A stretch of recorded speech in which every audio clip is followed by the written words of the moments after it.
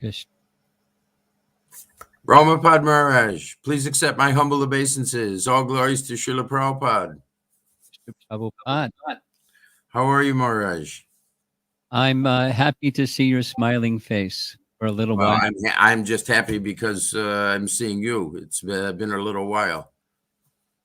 Okay, let's go. So we have this wonderful Kartik, celebrating Kartik that the SPT is putting on. And we're very, very fortunate to have you as one of our prime speakers. And I understand that you have some really fantastic graphics to show us, in addition to speaking about, you're speaking about Kāliya serpent, yes? Yes, and the first forest fire. Yes, okay, great. So we are, of course, during this Kartik season, illuminating the pastimes of Lord Krishna in Vrindavan. And we, as you know, started off with Shivaram Maharaj telling us a bit of how following in the footsteps of the denizens of Vrindavan is a very, very important aspect of our spiritual life. Yes. And now we're going to hear from you. Everybody knows you. I'm not going to give you some big introduction. You know, you've been a guru and a sannyasi and held many important positions in ISKCON, and powerful preacher and spreading Krishna consciousness, and particularly putting Krishna consciousness in a relevant and relatable framework. I know that you do a lot of preaching in colleges and whatnot, and you're a world traveler. So we're very, very fortunate to have you, and I really thank you for your time. Thanks for inviting. Okay. So without ado, we'll turn it over to you and listen very carefully to you, and have all the nectar that you have to share. Thank you. And I hope you all listeners like graphics, because there's going to be a lot of it. They do. Believe me, they do. And I do. Okay. So, Sherman? Yeah, there we go. Could I see the screen? There we go. All right. This is a very important pastime, a very delightful pastime, where Krishna is on the one hand punishing, and on the other hand benedicting, because Krishna is the reservoir of all contradictory qualities. So while doing one thing, he's simultaneously doing seemingly the opposite things. Kāliya got a lot of mercy, but Kāliya got his heads bashed, so they were flat. Let's hear the pastime.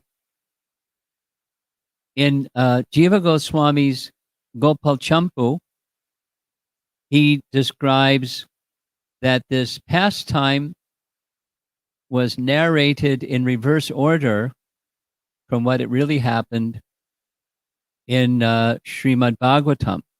Without reading all the text, what he says is, Madhukanta is saying that Krishna, when he turned 6, he graduated from calves to cows, and many other things happened as he graduated from 5 to 6.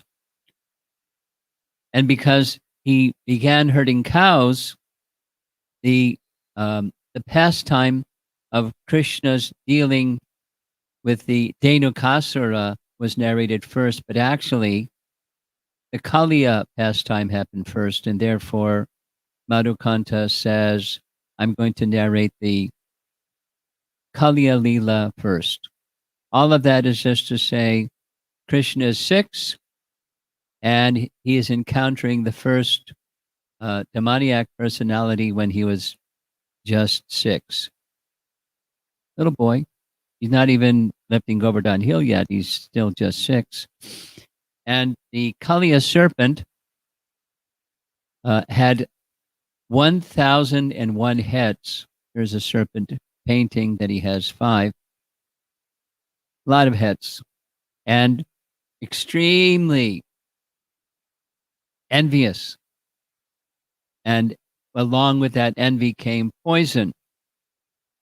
The Bhagavatam describes that he took shelter within the Kāliya lake, and he was there for thousands of years, and his poison became so intense that the lake was boiling. Fiery poison emanated from that lake. That's the image you see on the upper right. And here's a modern real cobra with a whole bunch of hoods, but he's not any match for Kāliya because Kāliya had 1,001 hoods.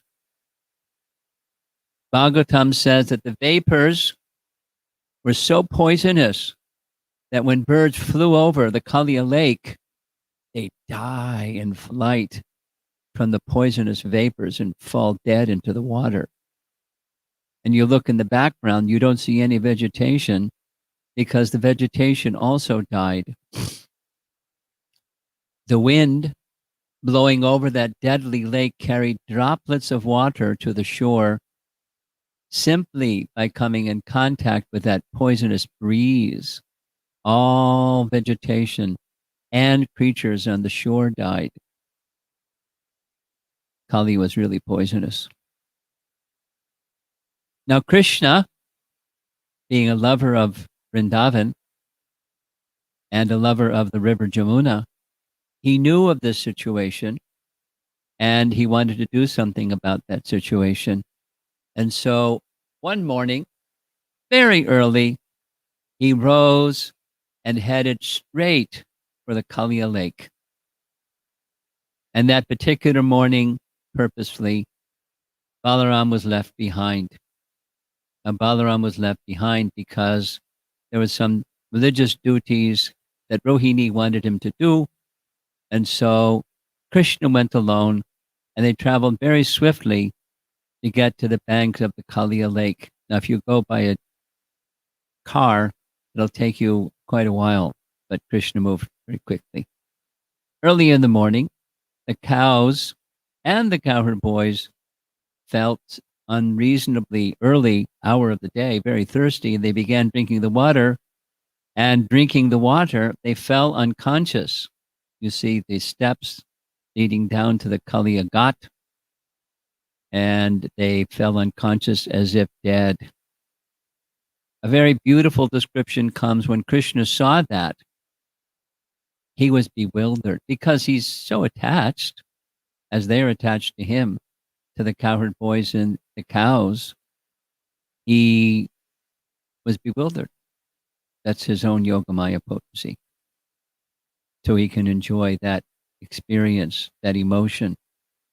And very quickly he knew what to do. He simply glanced over those bodies of the cows and the cowherd boys, and they were instantly revived. This is a very old painting. Look at those cows, their legs upside down.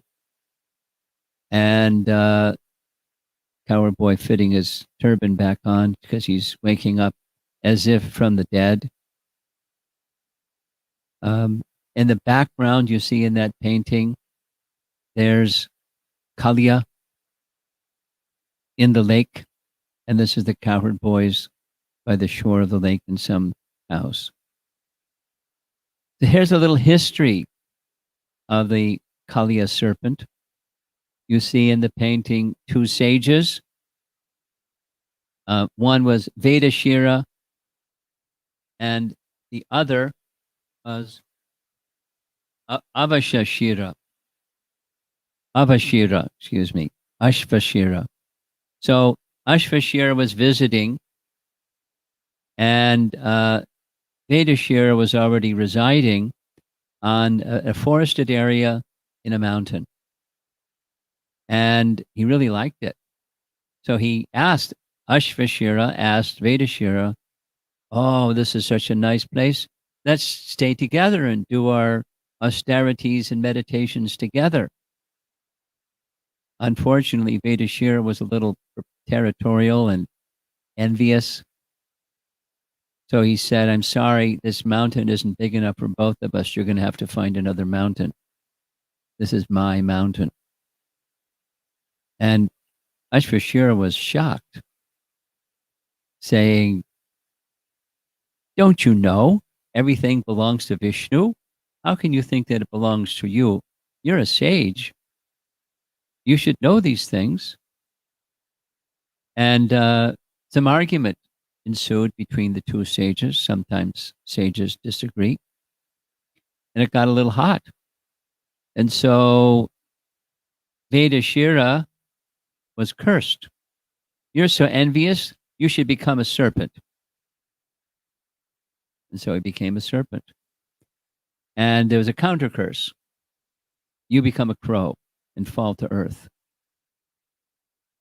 So Vedashira became Kāliya. And his place of residence was Ramanaka Lake. Ramanaka Lake is a place where there were many serpents.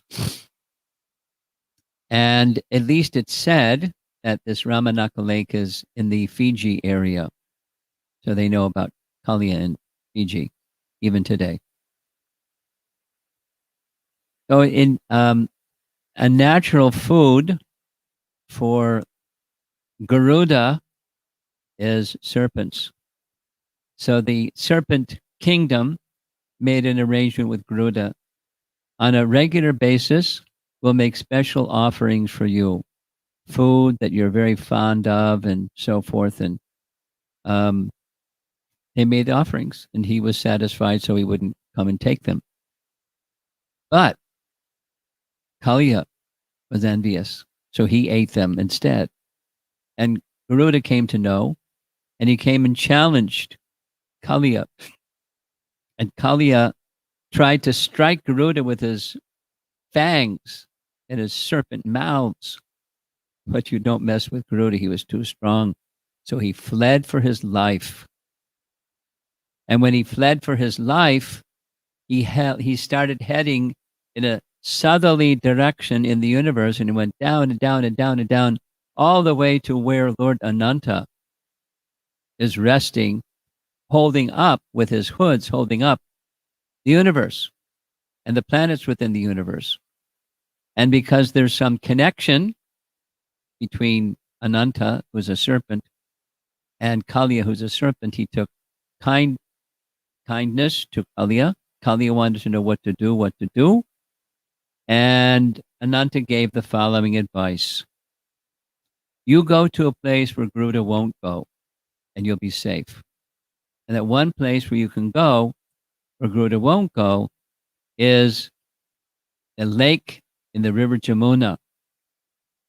Kāliya could go there because Garuda was cursed by Shobhari Muni. Now, that's a pastime because who can cruise Garuda? Garuda's Krishna's carrier. But here's what happened. One time, Shobhari was in meditation in that lake, and Garuda came to get some fish. Birds like Garuda, they like fish and they like snakes, so he was hungry. And he started fishing for some fish. And Shobhari told him, don't take any fish. Garuda was too hungry. He took one of the leading fish, the big fish. And so Shobhari cursed him, thinking he was giving protection to the denizens of the lake. If Garuda ever comes again and enters this lake and eats fish, he'll immediately lose his life. So Ananta informed Kāliya, go there, Garuda won't bother you. So that's what Kāliya did. Now, the lake was a little mystical. It was very deep, deep like the ocean. And because it was so deep, it was very difficult for the water to be agitated. And that was one of the reasons why the poison continued to grow and grow and grow. And even approaching the Kāliya lake was difficult because there are many holes that serpents lived in surrounding the lake. And all around the lake was this fog. of poison, vapors, all surrounding the lake, and fire would periodically come and burn up even grass or anything growing in the vicinity of the lake. According to the Srimad Bhagavatam, for a distance of 8 miles or 1 yojana, everything in the whole atmosphere was most unpleasant. Now that's in Vrindavan. So Krishna didn't want that. That's why he went there. So Krishna decided to deal with the problem. The problem was Kāliya. So what did Krishna do? In many cases, in Krishna's pastimes, he creates an obstacle because he enjoys overcoming the obstacles he creates, and very creatively. So the creative method Krishna chose was there was one remaining Kadamba tree next to the Kāliya lake. That Kadamba tree was still growing because before he left, Garuda placed some nectar on the tree, so the tree lived despite the poison coming from the lake. Krishna climbed up the tree. He tightened his belt, slapped his arms, and jumped forcefully into that poisonous water. There's one of these old paintings that tells the whole story in one painting. On the right side, you see the cowherd boys and the cows upside down. That's when they were poisoned. On the left side, they're ready to go now because the pastime is over. In the center, there's the Kadamba tree. And down to the lower right side, Krishna's jumped into the lake. And see that palace in the lower right? That's Kāliya. And the water had become very, very agitated by Krishna's jumping into the lake. And big waves, because Krishna's as heavy, as heavier than the heaviest, not just as heavy as the universe. And you see Kāliya on the left. He was very agitated. The whole lake overflowed,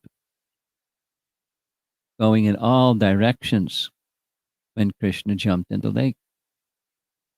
All the surrounding lands from 100 bow lengths became covered with poisonous water. But the Bhagavatam says, Shukadeva Goswami says, this is not at all amazing because Krishna has infinite strength.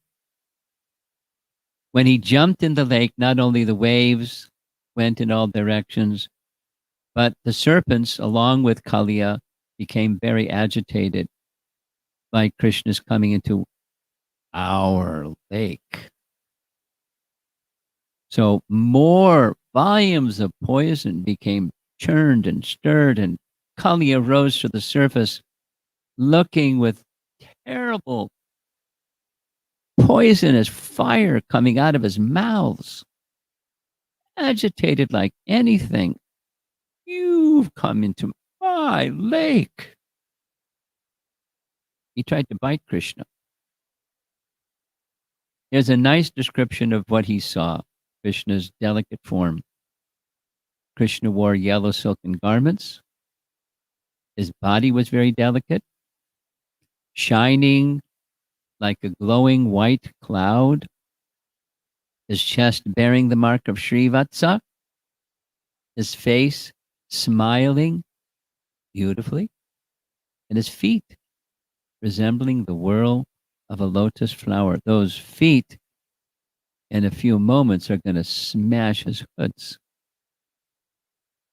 Immediately, Kāliya attacked. He bit Krishna on his chest and wrapped him up in coils. Now, when this happens, the Bhagavatam's description varies slightly, or Garga Samhita's narration varies slightly. It says Krishna grabbed Kāliya by his tail and threw him a distance of 200 yards further into the water. He was shocked. Little boy, 6 years old, threw me 200 yards. He came again and started trying to attack Krishna, and Krishna did it again. Picked him up by his tail, twirled him around, and threw him 200 yards. And then, as you see in the painting, with Krishna's right hand, he held the face of Kāliya in his left hand. He punched him, knocked him out. It doesn't say that in the Bhagavatam. It says that in Garga Samhita. All throughout Vrindavan, the residents of Vrindavan were seeing very inauspicious omens. Immediately they began running to find out, where is Krishna? What's going on? But Balaram was unfazed. He knew Krishna was just having fun. And so he was not in distress at all. Here's a very old painting. You can't read the letters too well. I can read them well on my screen, but they saw Krishna in the grips of the Kāliya serpent. So on the left, there's the residents of Vrindavan. Particularly, there's a very tall one there. That's Nanda and Yashodan. Behind her is Balaram. And there's the cows, and there's the cowherd boys. And there you see Krishna in the coils of the Kāliya serpent. And boy, are they in great distress. Mother Yashoda and the elder gopis felt great distress. Look in the painting in the back. And they're under that Kadamba tree. And they're screaming and wailing, and Krishna's enjoying. For a couple of hours, Krishna was in the coils of the Kāliya serpent. The elder gopis had to hold Mother Yashoda back. She was ready to give up her life. But save my little 6-year-old Krishna. And if I can't, then what's the use of my life? So she was going to jump in, and they had to hold her back. Nanda Maharaj was another story, but it took Balaram's strength to hold him back. And not only Nanda, but the other elders. Balaram's very strong. He checked them. Now, Krishna was enjoying. And one of the things that Krishna was enjoying is something that's a little surprising, maybe. But, he was enjoying most of his pastimes.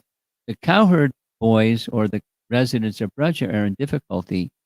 Here's a role reversal. Krishna's in difficulty.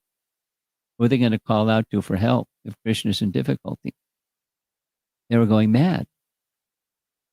And Krishna, for some times, hours, he was in the coils of the Kāliya serpent, behaving like an ordinary mortal. But when he understood how much distress they were undergoing, he decided time to break free. So, what did he do? He made his body bigger and bigger and bigger and bigger, and Kāliya tried to make this body bigger and bigger, and it hurt too much, so he let Krishna go. Here's a nice painting of the distressed residents of Vrindavan. Some were fainting, seeing Krishna in this condition. There's a little cartoon-like drawing. Krishna's getting so big, Kāliya was tormented, he had to release him. And now Krishna's free. And what did Krishna do next? Krishna started swimming around and around and around and around and around. The glance itself, not only his mouths, but the glance was full of terrible poisonous fire. Kāliya is very bad.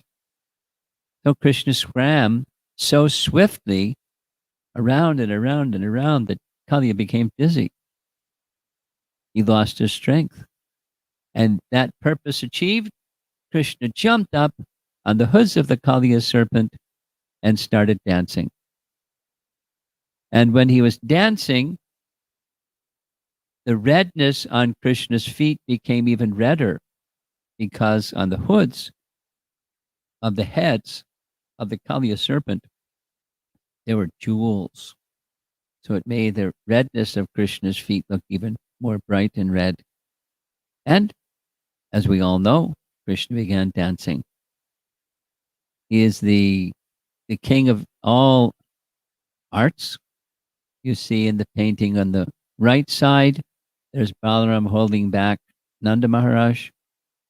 You see some Brijbasis fainted on the ground on the bank of the river, seeing the scene. This is such a celebrated pastime. I had to leave out 2/3 of these wonderful paintings, but there's so many wonderful paintings of the pastime. Again, on the shore, there's Balaram, and letting everybody know nothing to worry about. Krishna's enjoying. There's the one tree, the Kadamba tree, and Krishna's dancing.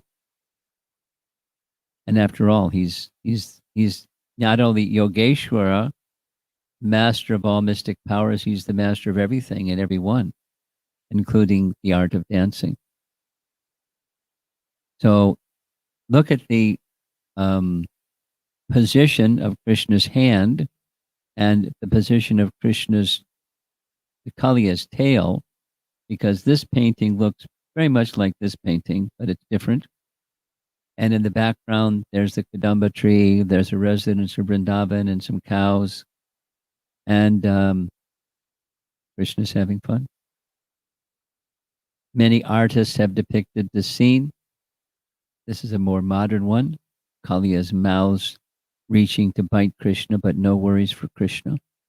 You see he's holding on to his tail, like Garga Samhita had said. This is a BBT painting. And he was enjoying so much, the demigods came and they began their musical accompaniment from the sky. You see the devastated land in all directions, completely scorched by the poison of the Kāliya serpent. Seeing the Lord dancing, his servants in the heavenly planets, Gandharvas, Siddhas, sages, charanas, and wives of the demigods, immediately arrived there with great pleasure. They began accompanying the Lord's dancing by playing drums, such as mridangas, panavas, and anakas, and they made offerings of songs, flowers, and prayers. They were celebrating Krishna's dancing.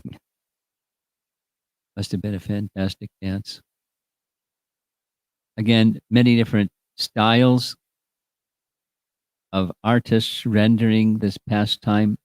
There's, as I said, I eliminated 3/4 of them, but many different, stages in history and styles of art depicting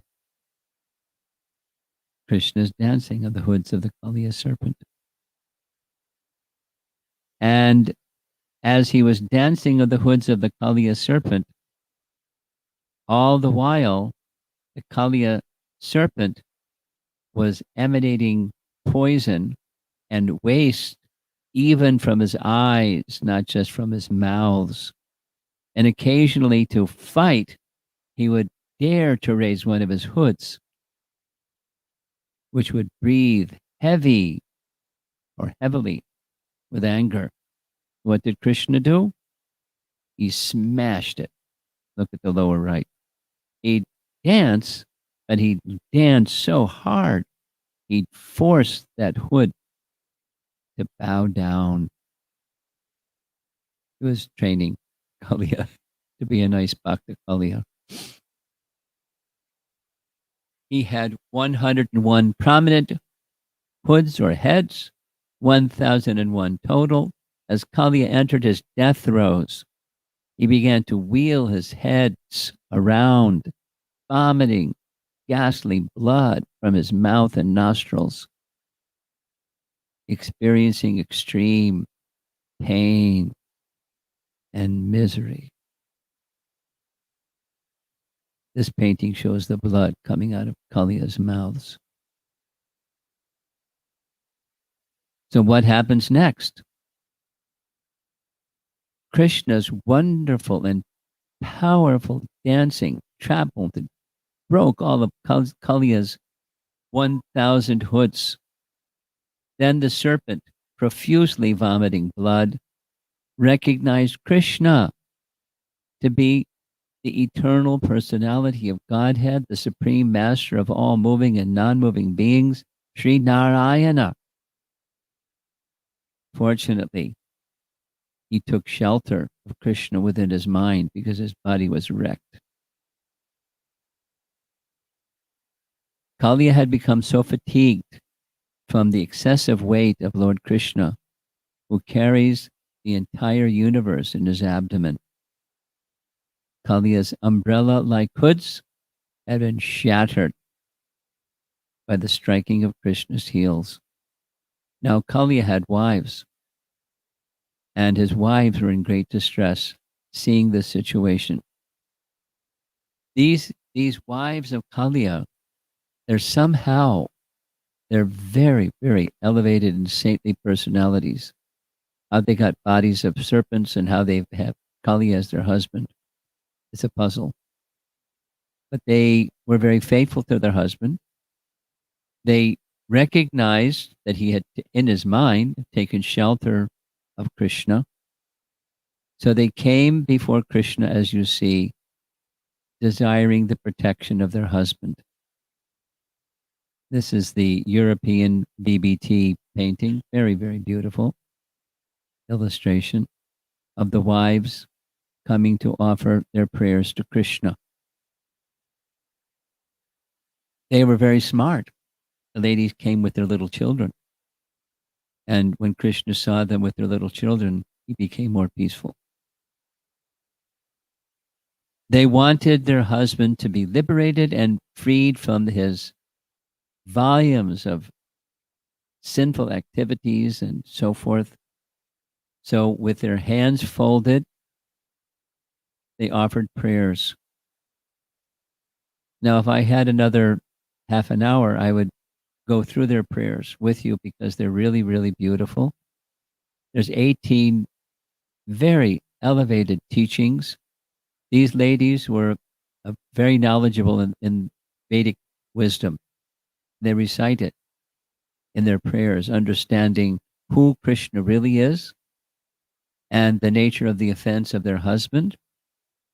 And they glorified this amazing fortune that Kāliya attained, having the dust of Krishna's lotus feet on his heads, for which even the goddess of fortune hankers.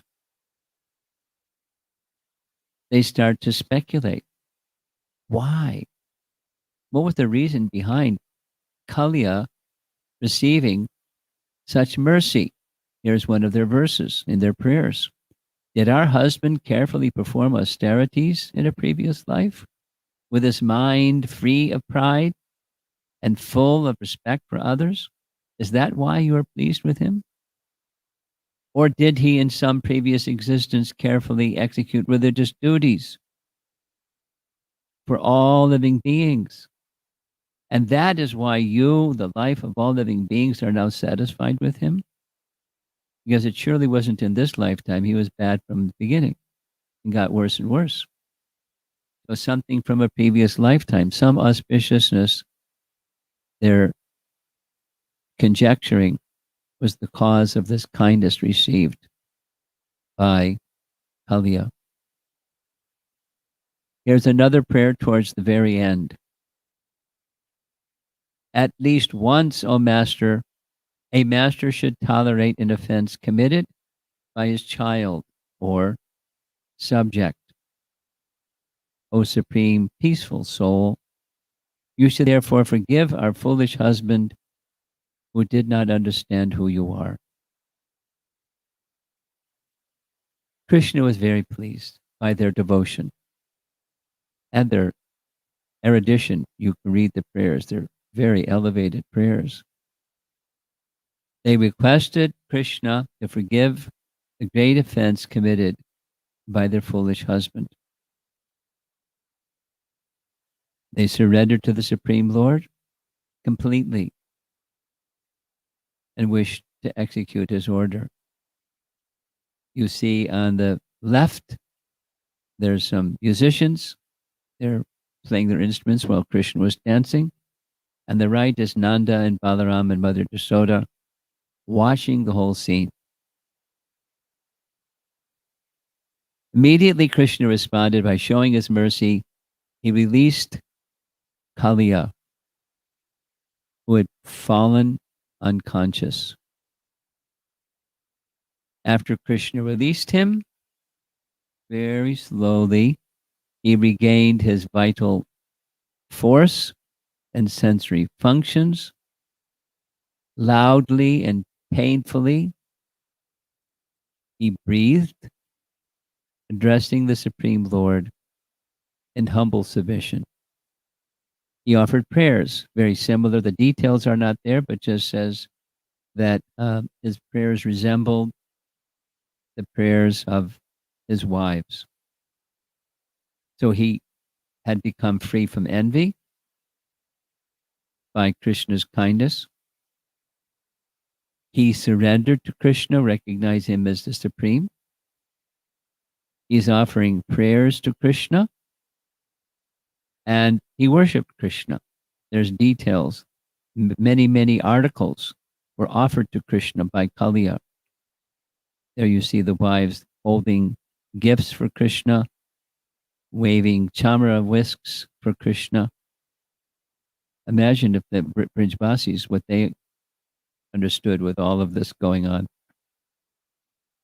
Kāliya worshipped the Supreme Lord by offering fine garments, jewels, and other valuable ornaments, wonderful scents and ointments, and a large garland of lotus flowers.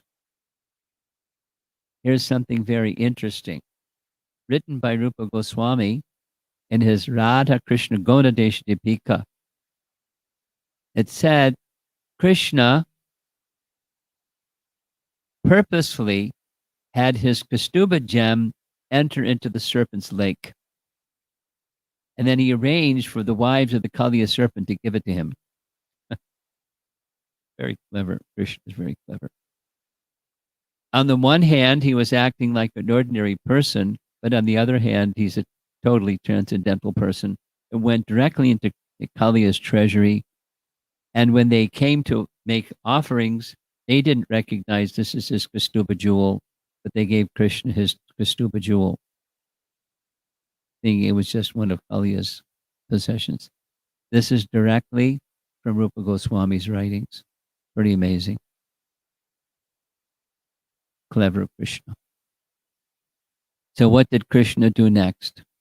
He ordered Kāliya, get out of town. Leave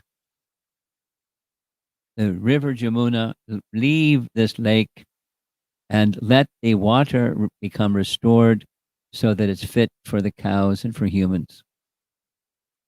And he told Kāliya, don't worry, you came here because you wanted Garuda to not bother you.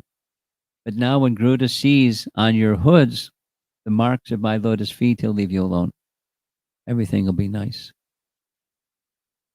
So the benediction of Krishna was given, and Kāliya and his wives circumambulated Krishna, offering obeisances, and the wives and children in Kāliya headed for Ramanaka Lake, back to where he came from. And the water and the river Jamuna was restored to a very nice and natural condition very quickly. Krishna's arrangement.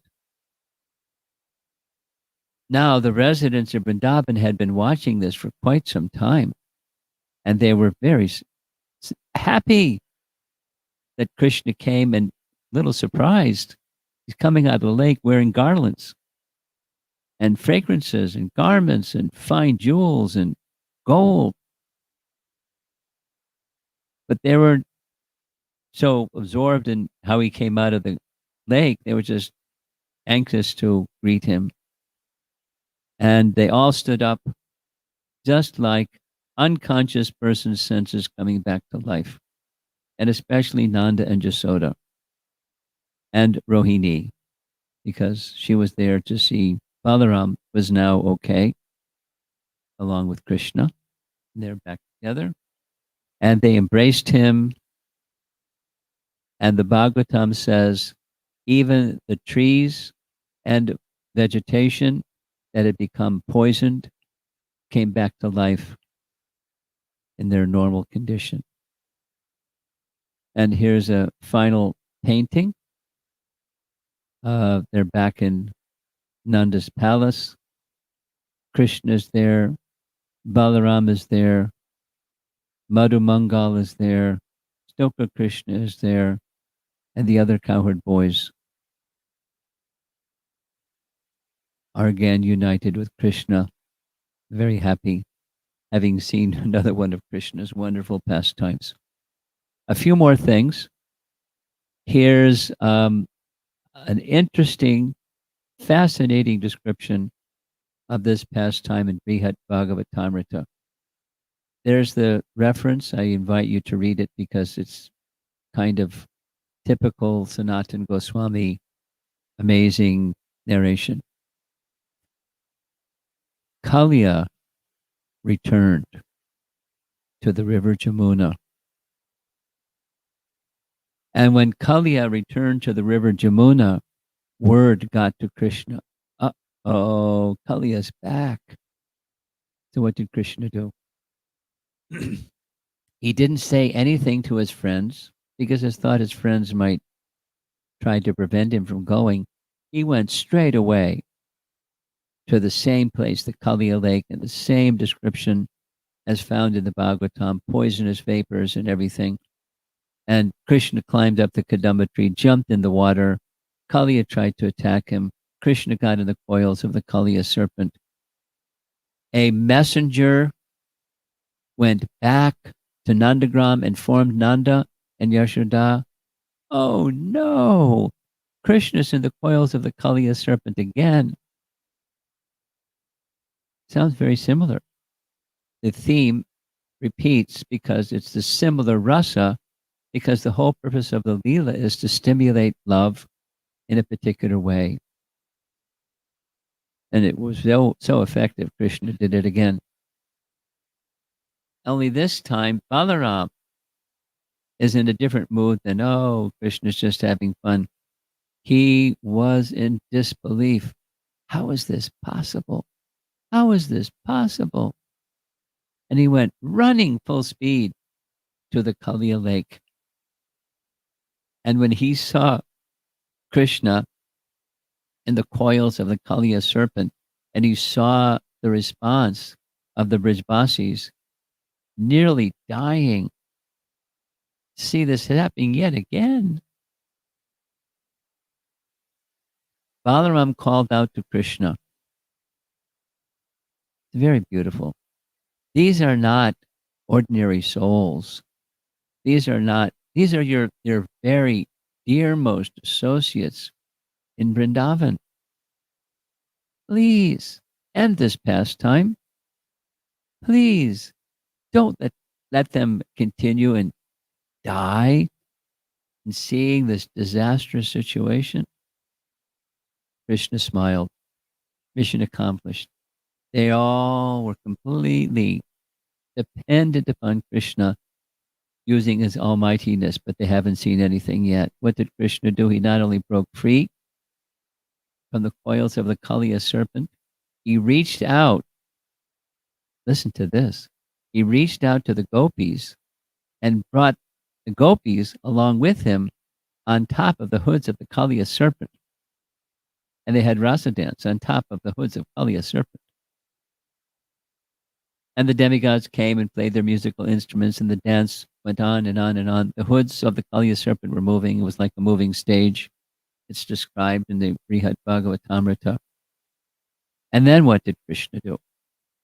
When the wives of the Kāliya serpent came forward, Krishna reached over, took the shawls from their necks or their shoulders, tied them together, made a harness, and put the harness through the nose of the Kāliya serpent and started riding Kāliya here and there.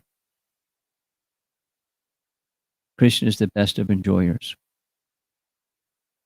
And Kāliya was feeling blissful, not by the pounding of Krishna's Now, Krishna's feet are very delicate, but he was feeling them as being smashed. But now Krishna's having a different pastime than just smashing his hoods. He's riding him here and there.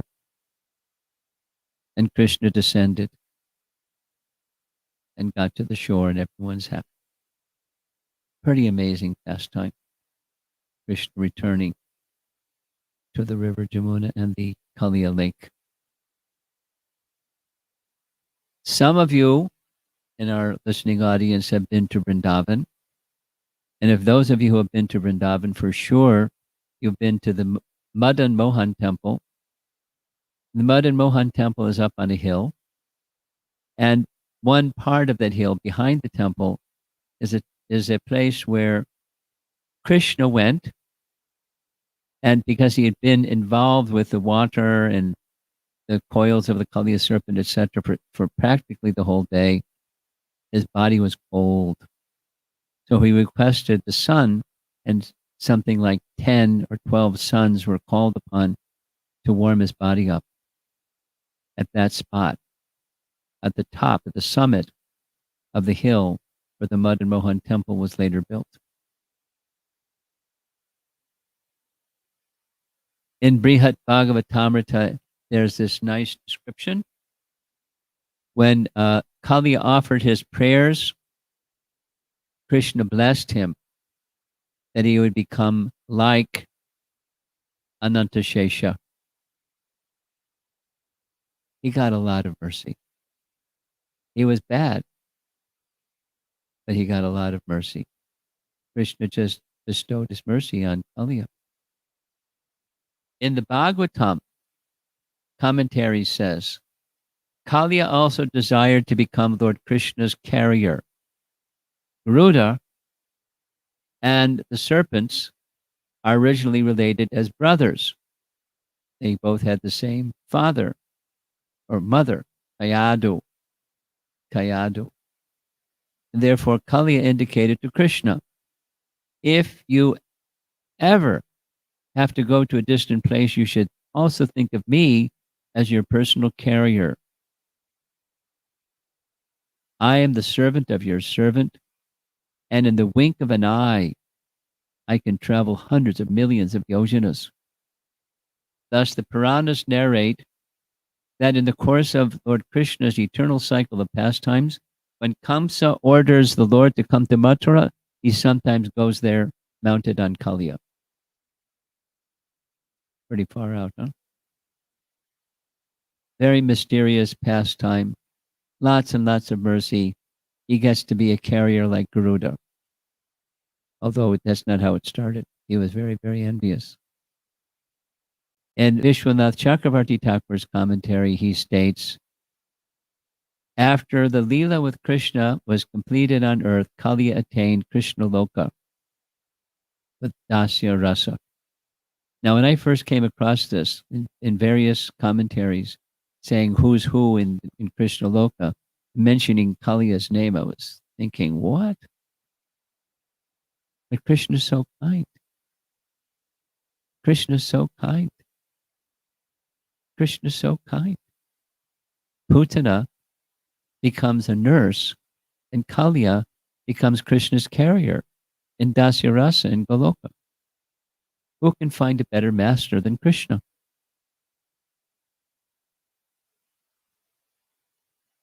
Concluding, here's some photographs from Kāliya Ghat in Vrindavan. There's to the back side is where the Kāliya deity is. Kāliya Mardan is on the left side.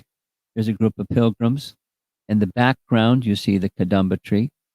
And at one time, the Jamuna River flowed along this area. That's why there's steps going down and the protrusion going out to where the river Jamuna was. Here's Krishna dancing on the hoods of the Kāliya serpent. And some say this is the same original Kadamba tree because Garuda put nectar on it, and from which Krishna jumped into the Kāliya lake. Of course, in different seasons, there's more foliage on the tree or less foliage on the tree.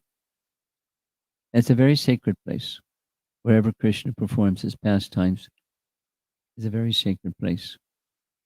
And no surprise, in the ISKCON temple in Fiji, that's their deity, Krishna Kāliya. Makes you want to go visit ISKCON Fiji, right? That's how I think. So there we are, a little time with Krishna's pastimes in Vrindavan. Now, after this pastime was over, it was evening. It was decided, let's take rest along the side of our sacred river Jamuna. And there was a forest fire. Now, some versions, some of the commentaries and some of the presentations, in Garga Samhita, it says specifically, Kamsa set some people to ignite a fire to kill Krishna because he was so upset, thinking, who's going to kill Krishna? We'll try to kill him by fire. Because he heard Kāliya was so powerful. Krishna subdued him. He didn't kill him, he just subdued him. So Krishna extinguished that forest fire. There were 2 forest fires. This is one of the 2. This is the earlier one because remember, Krishna just turned 6. Wonderful pastimes, transcendental pastimes. And I think I'm ready for our facilitator to click on herself and invite questions from our chat box and all of that.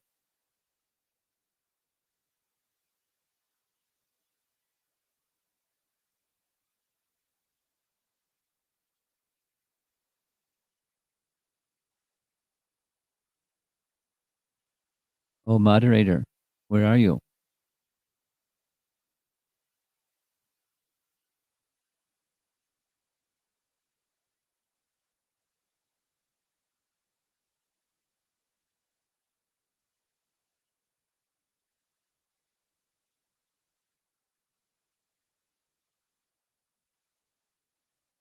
Okay. There we go. Hare Krishna Maharaj. Thank you so much for this beautiful, beautiful presentation. It was so enlivening. You almost carried us through this beautiful journey, and we could actually visualize this pastime in front of our eyes. Thank you so much. If you have a few minutes and you permit, can we take 1 or 2 questions? I'm happy. Perfect, Maharaj. So over here, one of the devotees is asking, she's mentioning that she cannot understand how in the pastime of the Yagnik Brahmins who were performing the sacrifice, the Brahmana wives, uh, they did some service to Krishna by taking the food, and they were liberated. However, if you look in parallel to the wives of Kāliya, they actually offered prayers to Krishna and asked for liberation for their husband. How do we understand that? Is it that the Brahmanas' wives did not ask for liberation for their husbands? And how do we understand this pastime? This is just a doubt that one of our viewers has expressed. That's a wonderful question. Well, there could be, I don't know of any commentary by our acharyas that says, an answer to her question. So and when situations like that arise, then you have to say, here's some possibilities. And then we have to go to our acharyas that haven't answered this question. They can select from the menu. But some possibilities that come to mind are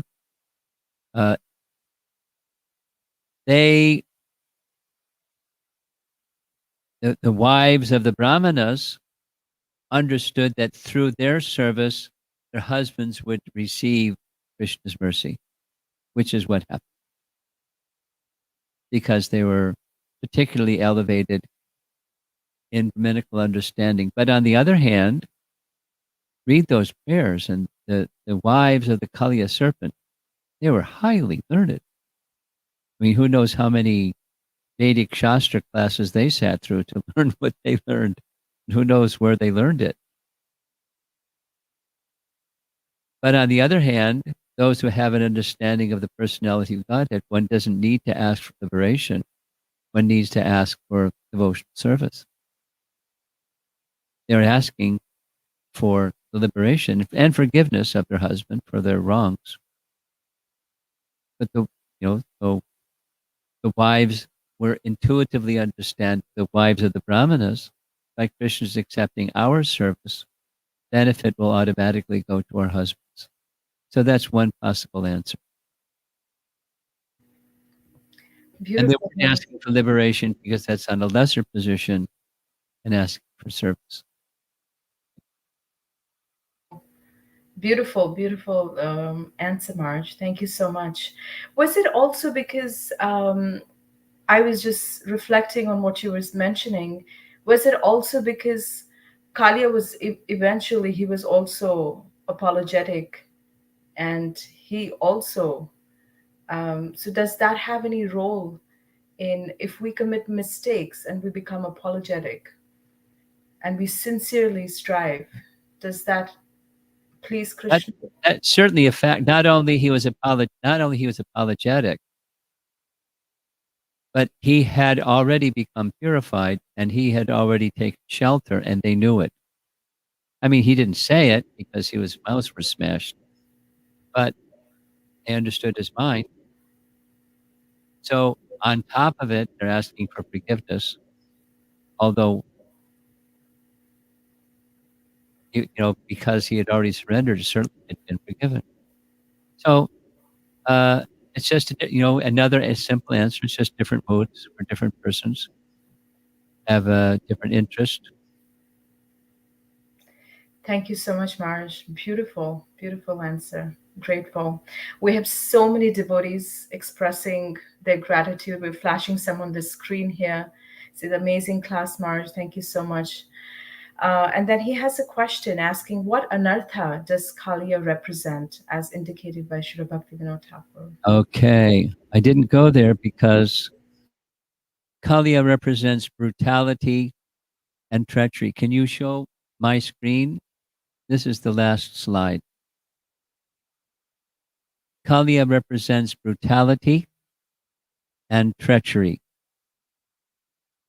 Here's Bhakti Siddhanta. Kaliya is the type of cunning and malice. He is the embodiment of unrelenting cruelty. There is no place for Kaliya in the happy realm of Braja. Deceit and cruelty are as poisonous to the artless, loving nature of the denizens of Braja. It is quite conceivable for the confidential friends of Krishna not to entertain any suspicion regarding the malicious intention of cruel and deceitful persons, whose purpose is to poison them against Krishna. They may even unwittingly fall into the counsel of such evil persons, but Krishna is sure to rescue his own from the wiles of his enemies. Now that was Bhakti Siddhanta. Here's Bhakti Vinod. That was the person's question. Brutal cruelty, maliciousness, pride, envy, and snake-like crookedness. He particularly tries to pour his poison into the hearts of innocent Vaishnavas, which Krishna cannot tolerate, so Krishna kills him. Okay? Hare Krishna. That was the slide before his Kaliya dancing on the hoods. Beautiful, Marge. Okay. Thank you so much. This whole presentation, just the graphics that you were mentioning, those pictures are so beautiful. Really. Sharing, little, yes, on the side. Once upon a time, I was a new devotee, about 53 years ago. And the place that I started was ISKCON Boston. And at that time, there was no BBT, it was ISKCON Press. And ISKCON Press was based in Boston. And the artists were among the first persons to get copies of Prabhupada's latest, little micro cassettes and they listen to the micro cassettes and conceive of what painting should be painted. So I grew up watching the artists making their paintings, narrating the story, and watching the paintings bring the story to life. That's still with me 53 years later. So, I mean, it's a nice way to learn and a nice way to remember and a nice way to be inspired. And so it takes a long time to gather all this artwork, but I, it makes the impression stick better. Fine. yes, It's for me. absolutely. No, absolutely. And how Srila Prabhupada mentioned that these pictures are the windows to the spiritual world. Yes. They truly are. Thank you so much, Marge. It has been such an honor and privilege to have you on the GBC SPT platform. On behalf of all our viewers and the GBC SPT team, we thank you very much for your time and for your wonderful insights on this beautiful pastime and your presentation. Um, I also want to thank our viewers for joining us every single day. They've been participating so actively. We've been going through chapter by chapter the Krishna book, and this whole month has been so enlivening, even for myself. I want to let our viewers know that Maharaj has been speaking almost every day. I've been following Maharaj's lectures. You have hours and hours of Krishna Katha, Vrindavan Leela. So please look into hearing more, looking at Maharaj's presentations. Also, take a minute to follow us on the Facebook channel, the YouTube channel, and also subscribe to our newsletter by going to gbcspt.com to stay updated about our upcoming events. And we have an amazing line of speakers coming up. So thank you so much, Maharaj, and thank you so much to our viewers, and our gratitude to Srila Prabhupada for allowing us to have this wonderful community. Hare Krishna, Maharaj. Hare Krishna Govinda Priya. Hare Krishna. Srila Prabhupada ki jai. Jai.